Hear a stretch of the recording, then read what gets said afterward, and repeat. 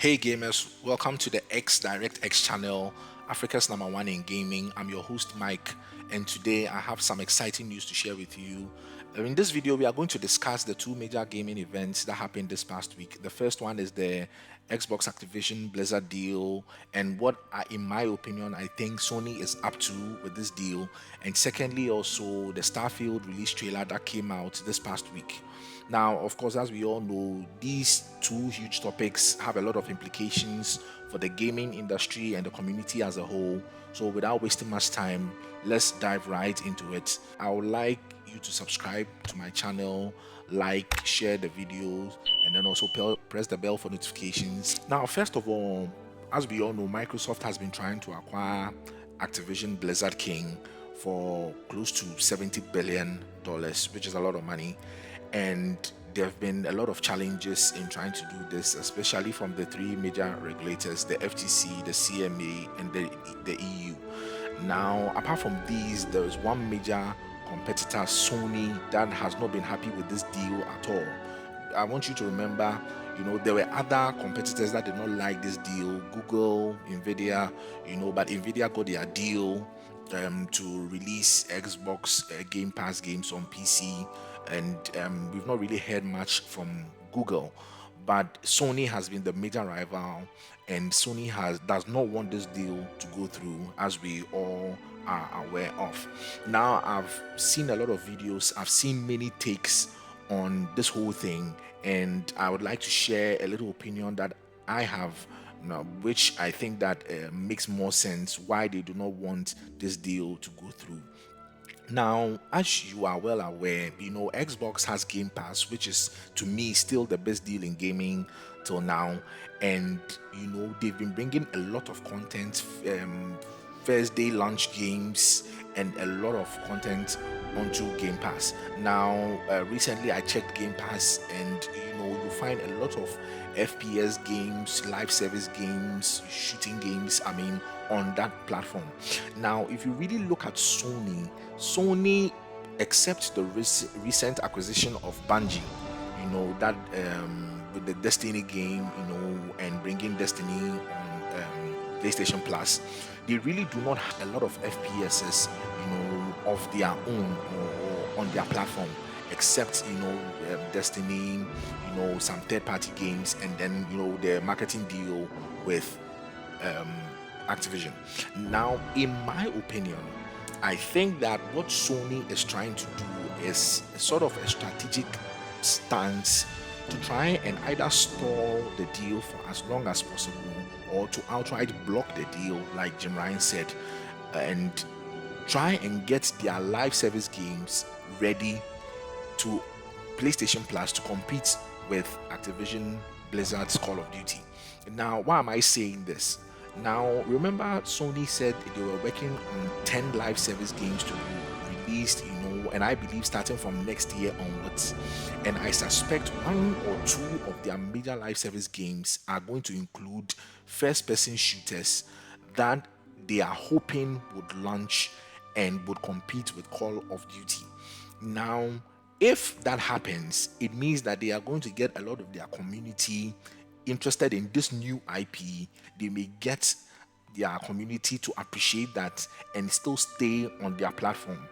Now, currently, with the way Sony is behaving, we all know that it's not that easy to get Activision Blizzard games in the near future, especially with the way they've behaved towards the measure. And I don't think that Activision will be really willing to extend their marketing deals that they have with Sony. So Sony is probably waiting and hoping that they can get one of their live service games, which is likely to be an FPS shooter, a live service first-person shooter, just like Call of Duty. Like I said, they have old games that they can re-release, SOCOM, Resistance, other games like that, which they can release, and hoping that their community will appreciate such games, and maybe it can also be an alternative to Call of Duty. As it stands now, Battlefield is not really a challenge to Call of Duty. Destiny is not really a major challenge, to Call of Duty. And the reason why they bought Destiny, or Bungie, as they said, was to try and learn more about live service games so that they can release these contents on their platform. So I believe that the reason why they are trying to store, or block the acquisition is so that they can release, their live service first person shooter games. Remember, when Microsoft actually goes ahead and actually gets the deal done, you are going to have Call of Duty, Overwatch, a lot of these FPSs all on Xbox and especially on Game Pass.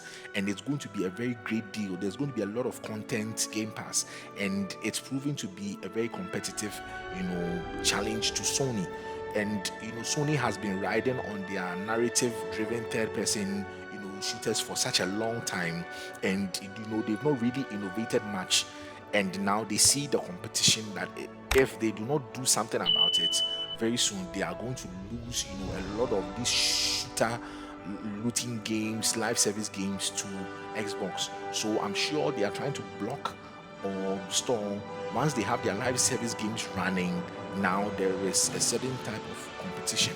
So that is my take on the Sony, Activision, Blizzard deal, Xbox, and all these regulators and all the things happening. But let me know about your thoughts and comments on it also. Do you think that the reason why Sony is trying to stall or block the acquisition is because they want to get their live service games on their platform also to compete, or there are other reasons why they want to do that? Now, the next topic that we will also discuss is the trailer that came out for Starfield. I mean, it was a very wonderful trailer, as we all saw. I mean, clean graphics, good visuals. The game seems to be even running on 60 frames, which is quite excellent. I believe that Todd Howard and his team have done a very great job with this game. Like he said, it looks like they really poured their all into this game, and it's going to be massive. I think that the September release is right, even though there have been a lot of complaints about delays of the game. I think that in the end, it all comes down to this fact: would you prefer a game to be released on time but 70 or 80% complete, or you would prefer the game to be delayed and released 95 to 100% complete? I think that I'll prefer the latter, so that when you're enjoying it, you don't have to worry about bugs. Bethesda has had this past issue of 50% game, 50% bugs on their games that they release, and it's not been the best. It's not giving them the best reputation. And I think that now that Xbox is involved, they want to make sure that it comes out in its best state. So I have felt that Bethesda games, they've had a lot of ideas that they've wanted to release, into the games, but I've always felt that they've not had the major resources and the time to be able to do that. That's why you seem to see the games have very wonderful ideas, Skyrim, Fallout, but the execution is always a challenge, and they don't seem to have a lot of time, so they just release it as it is and fix things as they go along. But I believe that with Microsoft and Xbox coming in, they've given them all the resources that they want. They've given them the ample time to even delay it close to another year. It's like, make sure that you get this and get this right. And looking at the game, you can see that they've put a lot of content in it. I feel that probably this is the first game that they've finally been able to release all the content that they've ever wanted to release. So I believe that is going to be a wonderful time in the gaming industry, and we are all going to enjoy ourselves playing Starfield when it releases. So let me know what you think about Starfield, the Starfield trailer. Was it okay? Do you think that there is more content that needs to be added? Do you think that there were some things that didn't sit right when you watched the trailer? Let me know in the comments. And also the Xbox Activision Blizzard deal and Sony and what they are up to. Let me also know in the comments your opinion. So thank you very much for watching.